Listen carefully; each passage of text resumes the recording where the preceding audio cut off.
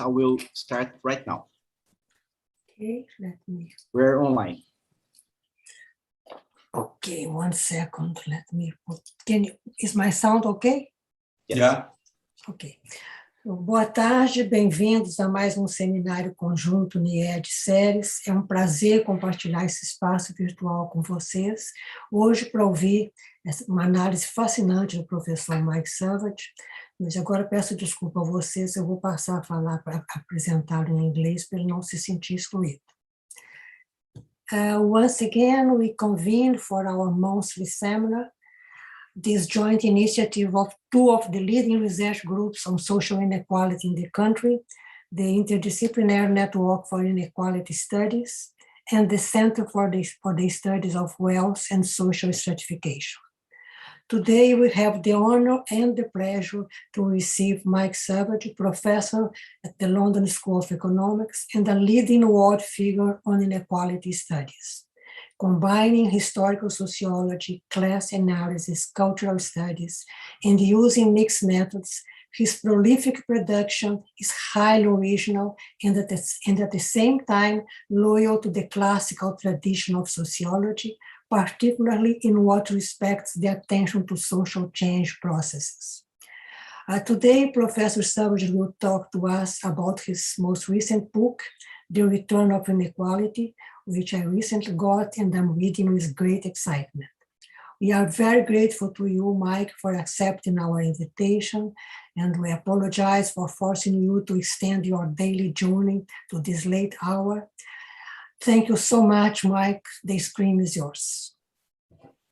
Thank you very much, Elisa, and thanks very much for this invitation to speak about my book. I'm going to share my screen, if I can find it.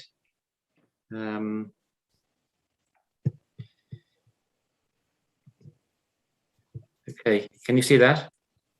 Yes. Yes, fine. Okay. So I will speak for about 40 minutes. And I'm not going to try and summarize my book. I'm going to talk through some of the underlying issues.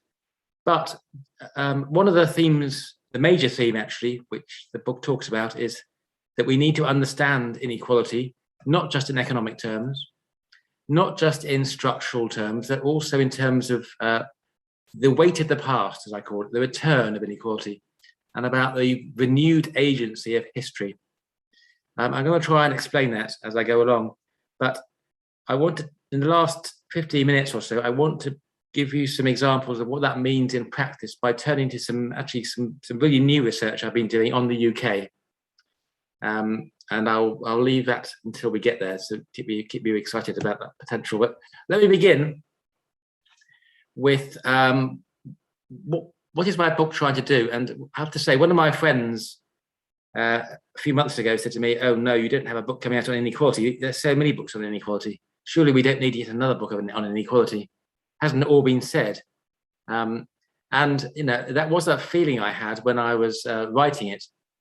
But there's no doubt that over the last decade, the issue of inequality is one which has absolutely seized the social science research agenda. It's also been hugely influential in public debate and political debate. And it's vital that social scientists, I think, rise to this challenge of addressing inequality as one of the kind of major structural crises of our time, rather akin to climate change. And yet, as a sociologist, I have felt that economists have done too much of the running. And sociologists have not sufficiently been part of this conversation, even though sociologists have had a huge amount to say about inequality over the whole history of our discipline. And this particularly reflects the fact that sociologists tend to focus on categorical inequalities, group inequalities, especially class, gender, and race. And it's not clear how this debate and how these issues cross-fertilize with the arguments of economists, who are mainly looking at distributional inequality. And what I wanted to try and do in this book is to try and find a way of weaving between the work of these, very inspiring economists, but also bring in a sociological agenda. But as I went along on this project too, I also became interested in understanding inequality at a global level, which for me is a bit of a challenge because I've mostly done my research on the UK and in Europe, but partly because I was director of the International Inequalities Institute at the LSE, I became increasingly influenced and interested in what was happening around the world and wanted to make that part of my discussion, as I will explore towards the end of this talk.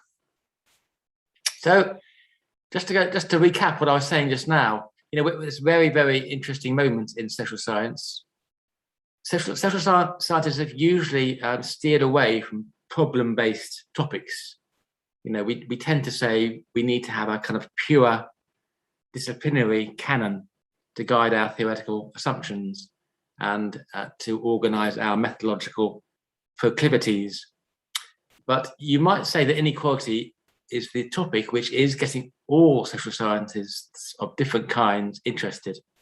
And this fairly crude graph just shows how all disciplines in the social sciences are becoming more focused around inequality issues, though with economists in the lead. So that's very exciting, and I think so. I wanted to contribute to that debate, and I wanted to try and show what sociology could add. But I've also become concerned about some of the problems, I think, of inequality research, and the fact that I think, you know, compared to when Piketty's book first came out in 2013, there's been a sense, I think, in which the debate has not particularly moved forward, and that's because, compared to, I think, a few years ago, where there's more interest in developing synergies across disciplines, there's now more of a sense of people retreating to their home turf. That's gone hand in hand with a certain kind of empiricism in inequality research. Pretty much any data set will have inequality in it, because basically any kind of differentiation or distribution can be interpreted as inequality. And then you can generate inequalities across numerous axes, and it becomes a sort of listing exercise where we lose traction about how these different inequalities link together and end up in a set of theoretical discussions and standoffs about, you know, what is more important and how do these link together. Also, in measurement terms, one of my concerns, again, as a sociologist, is that the growth of the economics of inequality has led to a kind of methodological nationalism, which is to say a default back to nation-based data sets.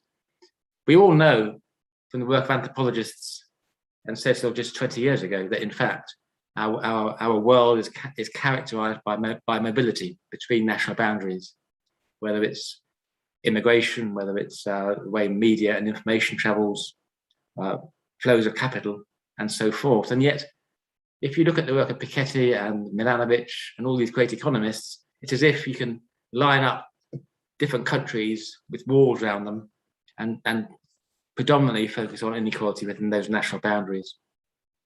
So that's an issue I wanted to try and address in my book. But I also wanted to argue, this is important, I didn't want to make this a complacent book, just saying we sociologists have the answers and, you know, everyone else should listen to us. I actually think we need to rethink the sociological toolkit, and economics, or some economics, can help us do that. And I actually want to talk that argument through by focusing upon, in a sense, my own special area of interest, which is to do with social class. And this is going to be a bit of a whistle-stop tour through what is a much more complex argument, but hopefully it'll give you a flavour of where I'm trying to go in the book. So the first part of my talk is really to say we have a sociological approach to class, which has been deep-rooted for decades, for centuries. And, you know, classically, we line up the Weberians and the Marxists, so we have an argument about which approach we're going to favour. And that tends to lead towards a focus that class is defined in terms of these big occupational groups.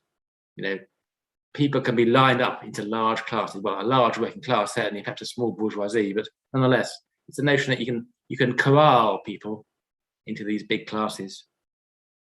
And in this process, The big dividing line is between the proletariat, the working class, and everybody else. And then you get this debate about who's middle class, who's working class, where are the boundaries between middle and working class? Do we need to differentiate within the middle classes, and so on? And these debates have been raging for decades in sociology. They become dominant, of course, in terms of quantitative measurement.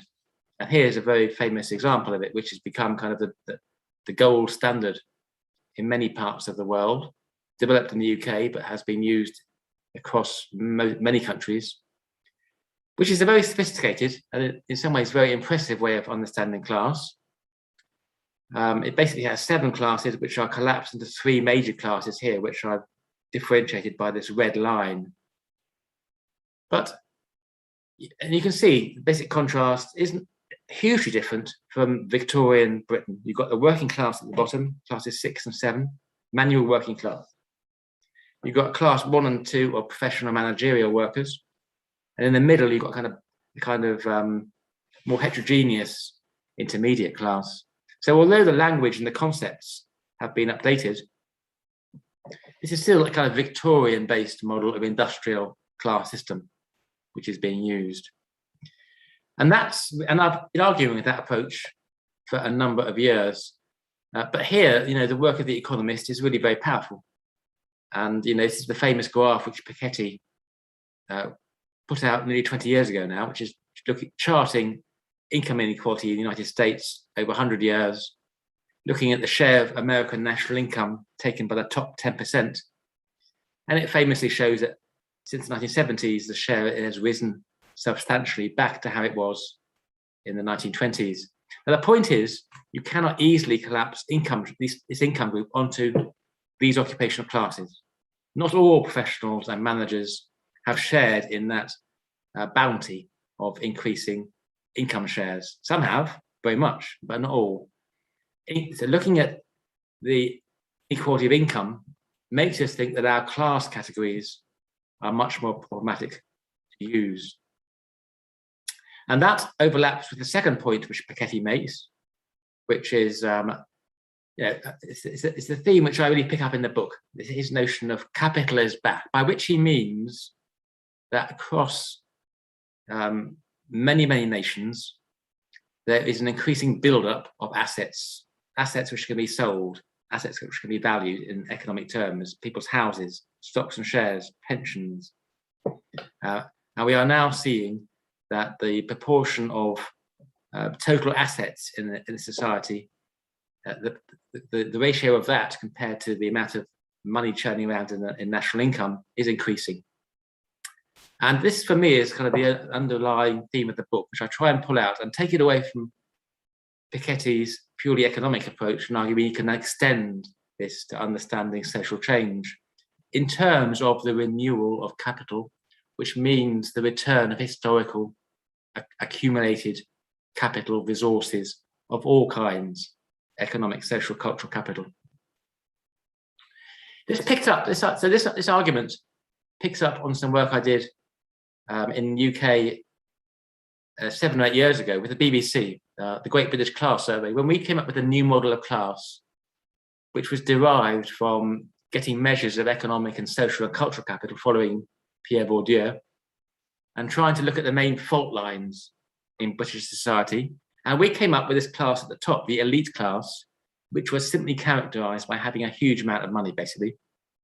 And we felt that we need a class analysis which does allow us to pick out these small groups at the top who have a massively disproportionate amount of influence and money and resources. And that also leads us to recognize the significance of top-end non-linear effects. And this is, in a sense, recovering the Pareto distribution rather than the normal distribution. And here, just to give you an example of that, this was a bit of data we had in the Great British Class Survey, which asked all our sample whether you know a chief executive, a sales assistant, a factory worker, or an aristocrat. And if you look at the figures for knowing an aristocrat at the bottom, the yellow line, of course, not many people really know an aristocrat in Britain.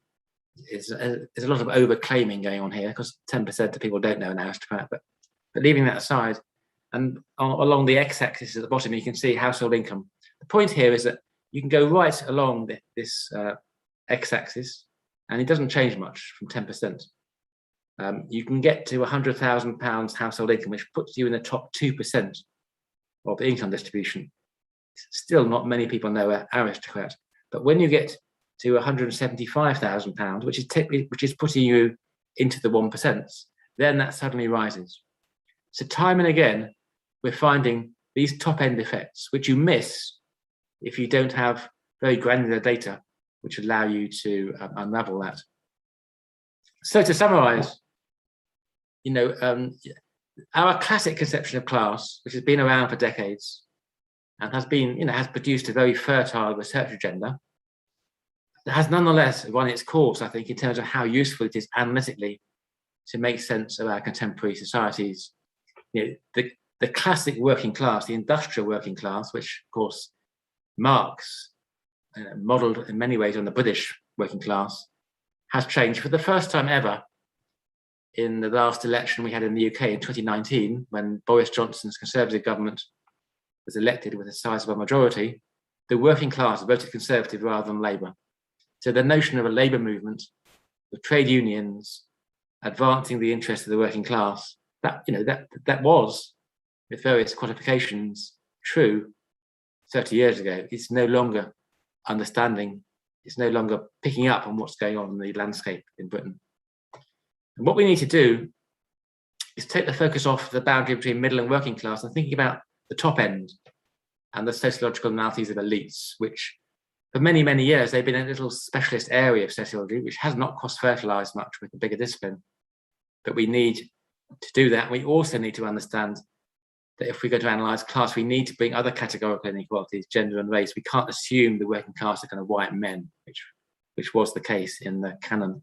Okay, second argument I want to make. The first argument, is a kind of working through, in a way, I think, of probably a lot of common sense.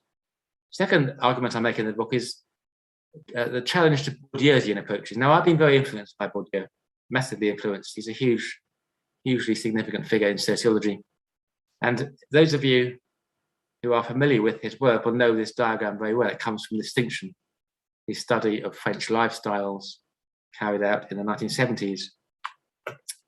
And it famously shows that as well as the vertical differentiation between people according to how much capital they have, the capital volume axis, you also get the secondary x-axis, horizontal axis, separating out on the left the intellectuals who like Kandinsky and Brecht and Braque and Goya and so forth, and people on the right who like big French cars and expensive restaurants. And this has been a very influential model for making us understand, unlike the economists, that there's differentiation in class terms. It isn't just on this vertical axis, but it's also horizontal. However, and that argument was very strongly important for me when I was working on Britain in the Great British Class Survey. But a few years ago, I interviewed Piketty, and he made it very clear, it's interesting, as an economist, he made it very clear that he saw himself as working in the Bourdieusian tradition, and he absolutely saw his work as trying to think about economic capital in a kind of quasi-Bourdieusian way. But then he made the point, which I think is really significant, which is, when Bourdieu was doing this section, he was writing at a point in French society when inequality was at its lowest, when economic inequality was at its lowest. And therefore, in that context, you might expect cultural capital to come into its own as being a more significant force, because in a way, the economic inequalities are being compressed.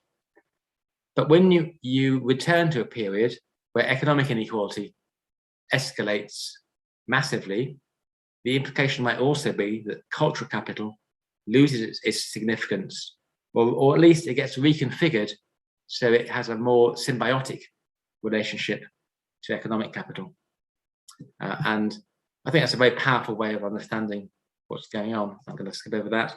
And so I think, I gave a talk about this book last night, actually, and people were saying, well, come on, for many, many years, you've talked about cultural capital. You can't say it's all to do with economic capital now. And I'm not saying that.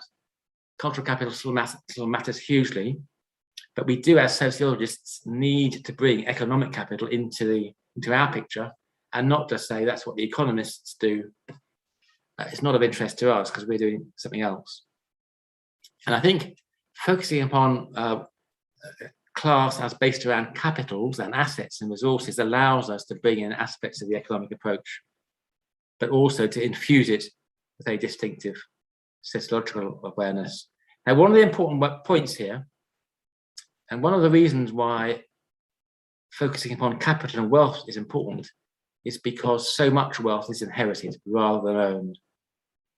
And that is, in a sense, this theme about the return of the past is actually saying, when we live in societies where there is a build-up of wealth and capital, that actually means that it is people who are coming into that wealth often are inheriting it from their parents or from other sources. They're not earning it. So we are moving back to a kind of Victorian 19th century context where elites are passing on their privileges to inheritance. And Piketty's figures about the proportion of French people who can expect to inherit the equivalent of a lifetime's earnings, 750,000 euros, 16%. It's a lot of people. It's not just a small elite. There is also this large middle class group who is doing very well, and they are accumulating significant amount of money. Okay, so I hope you've seen there how I think, and how I hope we can infuse class analysis with some of the economic reasoning. Let me push through this issue about the weight of history, because it's the underlying theme of the book. It's kind of how we bring together our overarching concerns. And as I was writing the book, I began writing it in 2015. It's fascinating, isn't it, how history matters? But of course, we all know history matters. That's hardly an insight. We all, it's a kind of obvious thing we tell our students. Important to take the past into account and all that. But the way in which the past and history is being mobilized in really powerful ways has been really made very clear from Black Lives Matter and the Me Too movement. The notion that sexual abuses carried out years ago, decades ago, haven't gone away. They've actually been festering, and they're coming to light again, and they're being exposed again. And I argue in the book that if we really take seriously this issue about capital accumulation and the return of history, we have to break from the modernist conception of time, as diagnosed by writers like Koselleck, which sees the present as somehow separate from the past and the future. And so I kind of try, using my limited philosophical skills, to kind of revive a Bergsonian conception of time as duration. And that, I think, makes us recognize too that we have to understand the past, not just as this thing left behind by the present, but actually as having an active agency. Let me just talk that through. It's a bit abstract, but let me just talk it through in the last 15 minutes by talking about some of the empirical ways in which I try and flesh it out. Some of these are in the book, and some of it is work I've been doing since then. But actually, the case of the UK is, I think, a very telling example of this. My book isn't really about Britain. I mean, it tries to look at issues from across the globe. My knowledge is very imperfect, so I use vignettes rather than sustained analyses. But nonetheless, it's not a study of Britain particularly. But there is a sense in which writing it from Britain, from the UK, has informed the way I've been thinking about these things. Because we have a real challenge these days understanding what the UK is. And indeed, the UK is a strange name of a country, isn't it? United Kingdom. What does that actually mean?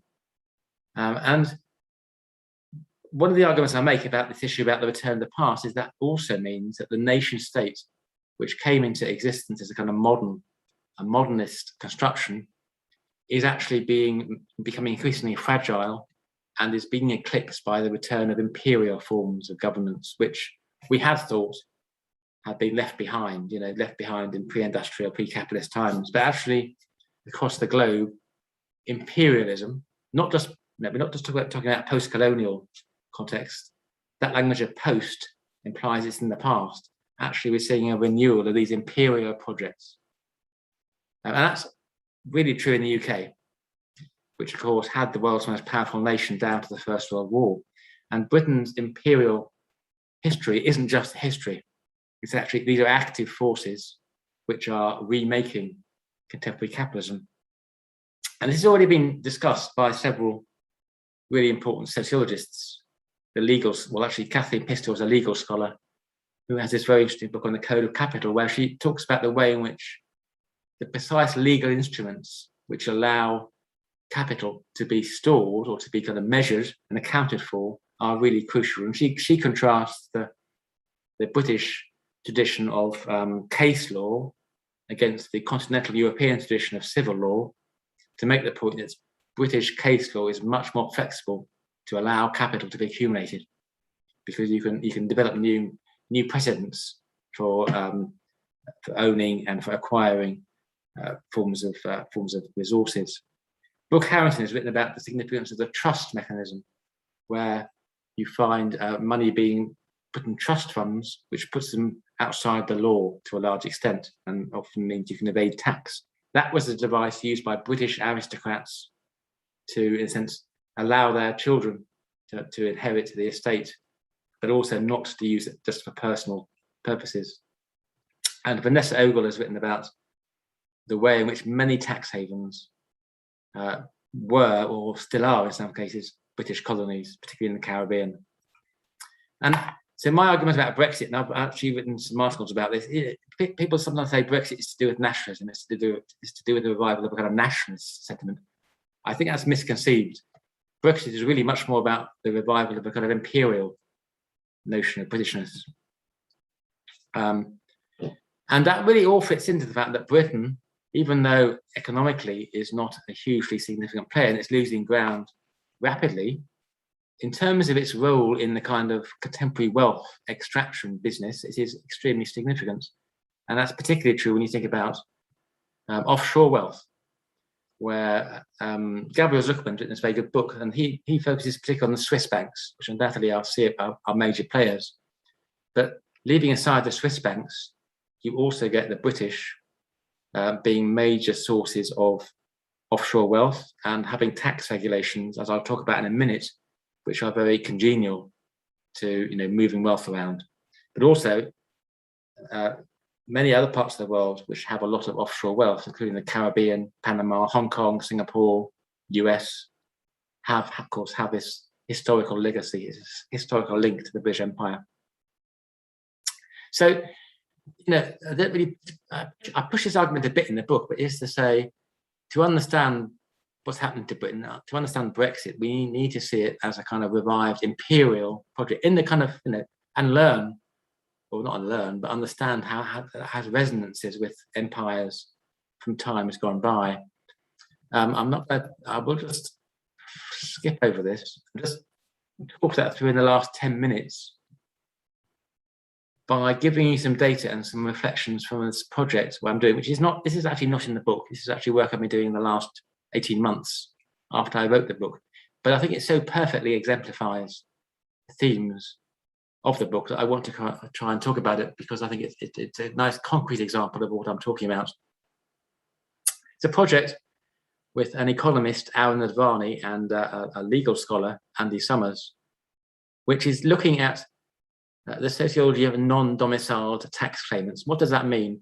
If you are living in the UK and filing tax returns in the UK, you can claim to be non-domiciled, which means that although you're living in the UK, you claim that your domicile, your home, is somewhere else in the world. Not many other countries have this regulation. Britain is unusual. It came from 1799, when the British were fighting the Napoleonic Wars and needed to raise money for the armed forces. And the main reason for allowing this was to allow British gentlemen who had their plantations in the Caribbean, in wherever, to keep living outside of Britain. And if they had a London property, they would not have to pay tax on their overseas property. So it allows people to be in the UK, to live in the UK, but to leave their overseas income untaxed in the UK. And if they're living in the UK, they're probably not filing a tax return in their home country. So it basically means that you can get wealthy people parking themselves in London or in the UK and evading tax. It also means you don't pay inheritance tax. So it's a really interesting study, isn't it, about how a very old clause, which is about allowing gentlemen, British gentlemen, to keep their slave plantations in the Caribbean.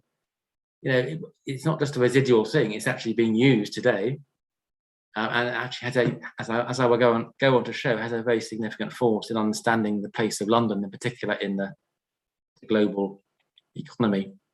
So we basically got access to our taxation data, and we've been given access to looking at people who tick this box about there being non-doms, and then we can assess the kind of people they are, how much money they earn, where they live, and so forth. Not many people are non-doms. It's only 0.1% of people. We're not talking about a vast number of non-doms, but as I emphasised earlier on, it's a very small group. The top end of the distribution can be very significant, and so it turns out to be that non-doms are really highly concentrated at the top of the income distribution. Now, don't forget, this is only the income distribution which they're earning in the UK. We don't know how much they might be earning or how much property or assets they've got in other parts of the world. But even just looking at their UK income, you can see from this graph, if you are earning over £10 million a year, so we're really, we're in the top 0.01% now, they're really high earners. Then nearly a third of those are non-doms. This isn't the kind of the British aristocracy who just have been living in Britain for centuries. This is actually a group of people who are really quite mobile internationally. And that coincides with the fact that actually many top earners are migrants. And indeed, many migrants, as you would expect, probably claim to be non-doms. That is to say, they claim that their proper home is not in Britain, and at some point they might return to their home, and hence they should not pay too much tax in the UK. So again, of those who are earning over £10 million, 80% of those who are migrants claim non-dom status, and you can see that a high proportion, if you look at the black columns, a high proportion of top earners are migrants. So nearly 40% of those who earn over £10 million in the UK are migrants. What we can do from this data, which is really interesting, is tell which parts of the world people claim to be their proper home. So we can actually look at the geography. If my argument is correct, we would expect the geography to match the British Empire in some way. We'd expect the areas of the world where these non-doms claim to have their domicile would be British ex-imperial territories. And indeed, that's kind of largely, but not entirely true. So here we've got the major countries in the world where British non-doms claim is their proper home. And you can see, and we've got the data over 20 years, from 1997 to 2017. And indeed, you can see many of in particular, the kind of white settler expat colonies in Australia, Canada, South Africa being significant. You also get very rapid rise in India, China, and we can't tell, but China, of course, could be Hong Kong interests coming into the UK. But you also do get, and we should not forget this, a significant European influence. European top earners also being based in Britain, and that may, obviously, in the days of the EU, that was perfectly easy. If you control population size and tell what allows us to see where the most non-doms are controlling for the size of population, you get the same picture. Ireland becomes dominant, which is not surprising given the historic links between Ireland and the UK. Australia, though, is second. Interesting. Again, very strong imperial links. Very interestingly, beyond that, it is the European countries, Netherlands, France, Italy, Spain, which turn out to have not only a largest proportion of non-doms, but also increasing in the case of France and Italy and Spain. We can also put all these different countries into kind of big groupings, so we can see where the main trends are. We've done it in this diagram. So every country in the world has been put into one of these major groupings: China, India, the EU6, the old European Union countries, the new European countries, US, and then we can trace back over time and see where the major trends are. Well, clearly the major trends are the rise of China and India as Nondoms in Britain from a low base, but they've now, as you can see, shot up in significance. Interestingly, perhaps not what I was expecting, but intriguing, the black line, if you can see it towards the bottom, reflects the proportion of non-doms who are from the ex-Dominion countries. These are the kind of white settler British imperial territories like Australia and Canada. And they rose up to 2008, but since then they've actually been declining a bit. And interestingly, the other group which is rising is the European Union, is the EU countries. And of course, Brexit won't make any difference. All the non-doms who claim links to the EU will have settled status in Britain. There's no reason they will necessarily leave for the Brexit, but it's interesting to reflect upon how Brexit may have an impact. We can also tell where these non-doms live within UK. And surprise, surprise, they all nearly entirely have a very close link to London and the southeast of England. And indeed, they have incredibly close affinities to a very small area of London, even, i.e. the richest parts of London. So in certain wards, in certain parts of London, 10% of the population are non-doms. And these are the areas around Kensington and Chelsea, which, if any of you know London, that you will know that's the most wealthy part of the city. So what's really interesting about this is you've got these big imperial, quasi-imperial forces. As global capital gets moved around and as capital extraction has intensified, which is generating a very large class of wealthy international elites. And Britain has become a central focus, a central kind of node in which those elites operate. And the non-dom clause is a very useful instrument to support that. So you've got these very macro, sort of global phenomenon, but it also matches onto a very micro factor that in these people are living in a very small area of London. And it's kind of, again, thinking about this issue about we're going back to the past, the return of the past, not massively different, you might say, from the role of Venice or Genoa in medieval capitalism, when you've got these very small city-states which had these amazing trading networks, and then you had these bigger, more macro global trading patterns, and kind of what Einstein calls the world system. So again, we are kind of let's just put aside our modernist presumptions about we've left behind the past and we're kind of living in the bright heat, the white heat of modernity. Let's recognise actually that the return of inequality also means the build-up of wealth and capital that is increasingly accumulated at the top, and that process is really remaking class relationships throughout the whole class structure, leading to the blurring of boundaries between middle and working class and intensified role of elites. And the significance of elites isn't just that they are creating more divisions within countries, they're also, because elites are also operating internationally, they're also leading to challenges to nation states and the renewal of kind of quasi-imperial forces. So as you can see, it's not a very optimistic book, but hopefully it will be of use to making sense of our times. Thank you. That was great, Professor. I think Carlos will mediate now. Carlos? Yeah. So let's wait for some questions. And I will take the advantage that I am the moderator to make the first question to you. So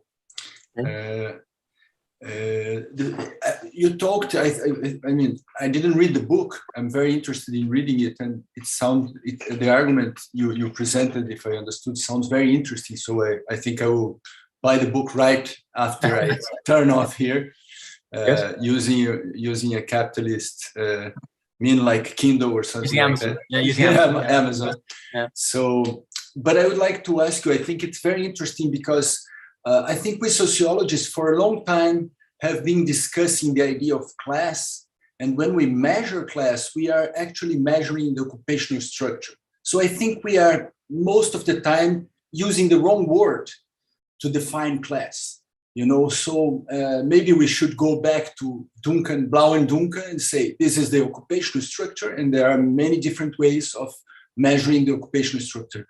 But at the same time, I think the sociology for some time now, you know, at least since the works of, for example, Seymour Spillerman of Columbia University, we are also looking at wealth, and wealth is follows different dynamics than the occupational structure. And then I think that the economists came with these distributional ideas, and we sociologists are like, oh, but class is that, but actually it's not. Actually, we were using the wrong word to define class. You know, I think that's the only that. Maybe we should just say this is occupational structure, whatever, and the dynamics of wealth are very different, you know, and sometimes they don't pass through, they are not in the labor market, although they are probably, you know, wealth comes from work somehow, but in some point it's another thing, it's different, and the stratification involving, you know,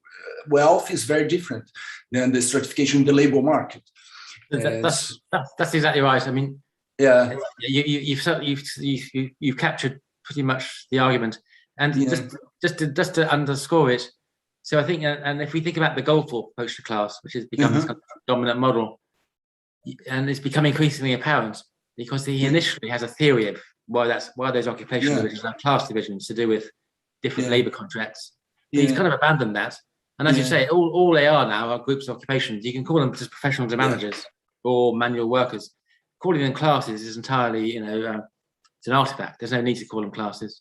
And then on the asset, again, you're absolutely right. On the wealth and asset side, there's a very interesting book by Lisa Atkins, who works in Sydney in Australia, about the way, and she calls it, I mean, it's about the rise of the asset economy. Yeah. And there the argument is that for many middle class people living in metropolitan areas, you know, you have accumulated more resources from your property increasing in value than you have from your labor income. Exactly. We have to recalibrate, you know, understanding where rewards come from to recognize it is the kind of, this is the rent, it's basically rentier income, you know, it's from those kinds of things. It's not from labor necessarily. Yeah, no, that's it. And then, you know, one thing I was thinking with your presentation at the end that I found that's very interesting, you know, the international people rich in London. My question is that maybe that has to do also with the stock market in London. That's one of the top stock markets in the world. It's London and New York and maybe Paris. Yeah. So I think it's somehow related to this dynamic of, you know, wealth and you know, and assets and these kind of things. Yes. So I'd like you to talk a little more about that. Yes, you're absolutely right. So, and indeed, it is the banking sector. Yeah, which where the really top incomes come from, and the City of London. Yeah, and so, and of course, as you say, that's also a very international labour market, and so they recruit internationally, and we can then we're actually, I didn't show the slide, but we looked at the industrial sectors where the Nondoms are working in, and a high proportion are working in either in financial sector or in law. Or commercial services. So you're absolutely right. It all fits together into this kind of system. No, that's very easy. So let's go for some more questions, and maybe Professor, I'll get 2 questions and you answer, or you prefer to answer one by one? Yeah, that's the way you prefer. Okay, so that's fine. Yeah. Okay, so Elisa and Jorge Alexandre, I think on this order. Thank you. Thank you very much, Mike. It's really fascinating, your book that I just started and look forward to reading all of it. Now, your call for the weight of history is music to my ears. And I think this idea that the past is not just legacy. I mean, sometimes the past is used as legacy just to keep the status quo, like racial inequality in Brazil. everybody agrees, there is a consensus that we have discrimination because we had slavery at some time. Of course, that's the legacy, but it has been recreated. I think looking at history as a dynamic process that has to be recreated as much as change. I mean, the continuity of the legacy is something enforced. And I think your book very much stressed that. Now, the class analysis, do you think one of the reasons for the decline of class analysis has to do with the lateness at which we took account of the change in the labor structure, that now we have much more difficulty of mobilizing labor given the labor structure? So the way, for class to show up now, you have to do something else. And finally, I ask you if you don't think we need some components from political science in this model, because if you think of the weight of past becoming alive now, I think it has a lot to do with the limitations of representation in the democratic model. So to include some political science perspective would also enrich the picture. Thank you. Yeah. One more question.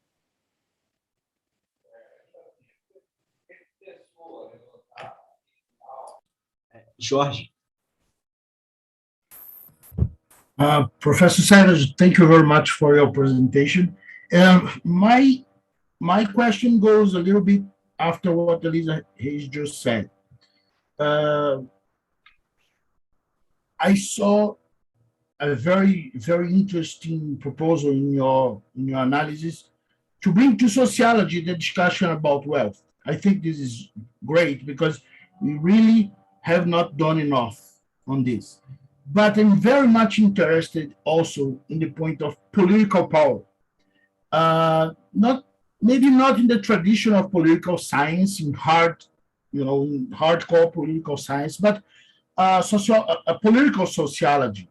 Because, for example, recently, two professors of political science, one from Northwestern, the other one from Princeton, showed how Wright Mills was right, that there is a elite of power in the United States that controls the policies, controls the Congress and so on and so forth. In the case of Brazil, I love this point that you bring, the historical roots of inequality. And in the case of Brazil, political power is extremely important.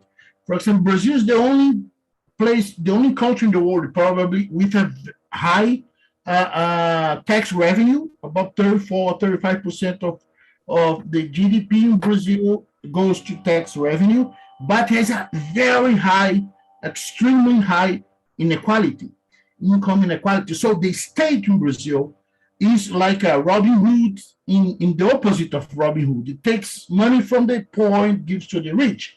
And one of the ways it does is also through the bureaucracy. The Brazilian bureaucracy is the high level of Brazilian bureaucracy is extremely powerful and extremely rich. They have very high salaries and other source of earnings from the state.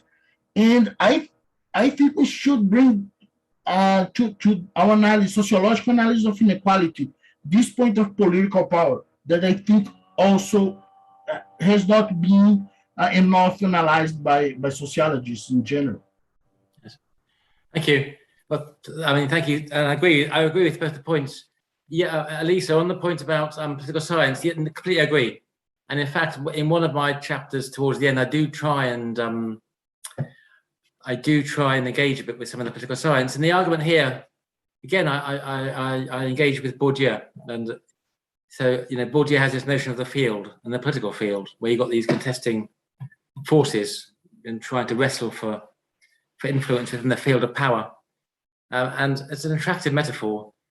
But my argument is, in a way, that field dynamics, in the Bourdieusian sense, are breaking down because the winners, the elites, are just winning so easily these days that people who are the losers have given up. They think, well, why bother? Why bother in playing this game of politics, being in the political field, when it's so predictable that the people who will have influence will be the ones who are well endowed with capital and resources. So my kind of argument is that, as you absolutely said, you know, and I'm sure Brazil, you know, talking to people in Brazil, you know this better than many of us, you know, political contestations breaking down and influence of wealth and vested interest is becoming more and more significant, and is itself, you know, undermining the democratic process, which leads me to argue at the end of the book that we do need to recognise that the need to defend democratic rights is a crucial part of addressing inequality. It's not as if they're separate issues; they're actually vital if we're going to think about how to tackle inequality. So yeah, so I do, Lisa, but I do also, and this is partly linked to your point too about kind of work and employment. There is an argument about saying the conventional political left, as it was, you know, as it became significant in the 20th century in many European countries and many other parts of the world, strong trade unions, the national labour movement. It's certainly in European countries, in pretty much every country, the left has fallen back electorally. It's no longer, I mean, you know, and you can trace the share of the vote it's been getting in the last 25 years. It's been falling regularly. So we need to renew and rethink a bit what the left is about, recognizing too that it's no longer appealing to, you know, popular working class voters in the way it did. So we can't just, you know, we do have to rethink the political toolkit. On Georges, on the wealth, no, I completely agree. And one of the interesting things, because for many years, people didn't really measure wealth. They measured occupation, they measured income, education, all these variables, but wealth often wasn't really measured in surveys and things. But people are beginning to measure it now. And when you do that, you do find it's very significant. So for instance, researchers in Sweden showed that there didn't appear to be huge differences by income and voting, but actually when you find groups of the really wealthy people, they are ones which are increasingly drawn to the right, political right. So you know, I do think that if we have correct measures of wealth, and which allow us to recognise that wealth itself is quite complex, and it can include wealth tied up in housing and in pensions and other assets. I think, but when we measure it, we will find it very significant.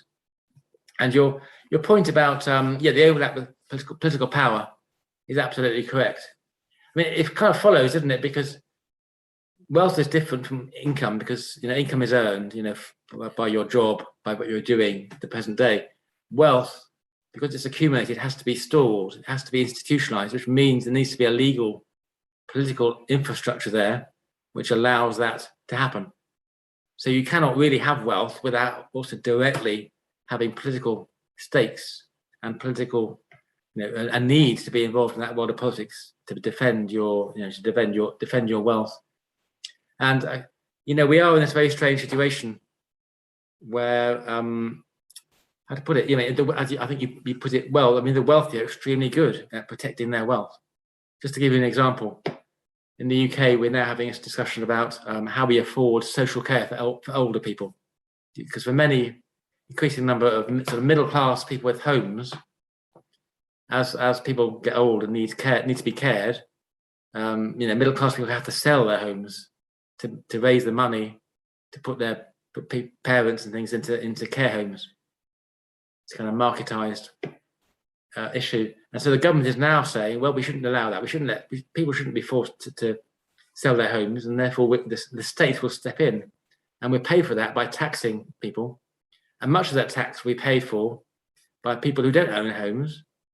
It'll be paid for by ordinary renters, but it will be subsidising middle class homeowners and to allow them to keep their homes and pass them on to their kids. So we are getting this, you know, incredibly regressive politics, certainly in the UK, but I don't think the UK is unusual, which is actually meaning that the wealth holders are getting increasingly skillful in a way at retaining their interests. That's a bit instrumental and a bit, you know, cynical, but I think it's nonetheless, it speaks to your point. Okay, so let's get some more questions. Frederick is going to ask one question. Go ahead, Fred, please. Okay. Hi, Mike. Good to see you. This looks like a terribly important book, bringing Piketty to sociology and history and geography. I mean, yeah, I've been working with a lot I have, in fact, a question, and I'm teaching now a class for our PhD students, which is on the diagnosis of our time. So, of course, I know that you don't like those epochalisms, Yeah. but the question goes in the same direction, and it has a political angle. I'm wondering if the question of inequality, and of course, I recognize that it is terribly important. The same, of course, when you think about taxation and about fiscal paradises. It's terribly important, but I'm wondering if that is not a state, how would I say, that dates back to before the crash of 2008. And if you bring in the pandemic as well, I think the issue for the next 10 years, I mean, it's not that I'm saying that inequality is not important, but I think insecurity and precarity seems to be much more, how would I say, much more pressing, much more urgent. So I'm kind of, if I would give a political spin on it, I would say it looks terribly important, but it's a bit of a new labor spin you're taking. I mean, what would you react to that? I mean, two provocations, one on the epochalism and the other one on your political stand. Yeah. Well, on the epochalism, you're right. So I wrote this article a few years ago arguing that sociologists are too easy to say we're now in a new era, we're now postmodern, or we're now post-industrial, or whatever it happens to be, and new things arise, and wow, look at these amazing innovations. So in a way, the book is, but you're absolutely right. I face the issue about how do I write about social change without evoking some kind of epochalist theme, and the return of history. The idea there is, yes, there is significant social change, but rather than marking a break from the past, as epochalists have normally thought about it, it's actually a kind of return to the past. So I try and address some of the epochalist questions about how things are changing, but without, I think, using an epochalist logic. And part of what I do in the book is also critique say, for instance, Engelhardt talking about the rise of expressive politics or the rise of individualism, as if these are motifs which explain things. So I'm not saying I've succeeded, but but I've tried to. And yeah, your second point, New Labour. Well, I mean, I'd see we can have a discussion about this. I do think the inequality thing is crucial because you're absolutely correct. One of the really arresting features of recent times has been, we know structurally that inequalities increased massively in many countries, and we know that the top 1% are pulling ahead. But unlike the situation in the 19th century, when there was a kind of massive, well, massive is too strong, but there was increasing mobilization by workers to protest about it, we don't see such entrenched protests about inequality. We see protests about other things, many of them taking a nationalistic form, for instance, or xenophobic form. And I agree with you that part of that is to do with precarity. So there is a mismatch between structural inequality and kind of how people necessarily view things on the ground. At the same time, I would argue if we understand inequality broadly enough, then I think it begins to make sense, because the issues of precarity and vulnerability and all that, they are to do with inequality, of course.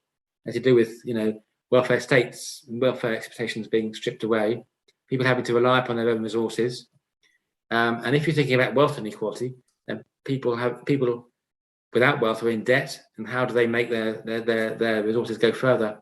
So I think if we extend our understanding of inequality to look at wealth rather than income, we can also have a handle around questions of precarity.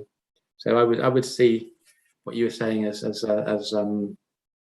consistent with that, and also to make the point, and I think this is probably underpinning your argument too, that the vulnerability thing doesn't fall into an old-fashioned class divide. It's not as if vulnerability is a working class condition and middle class people are free of it.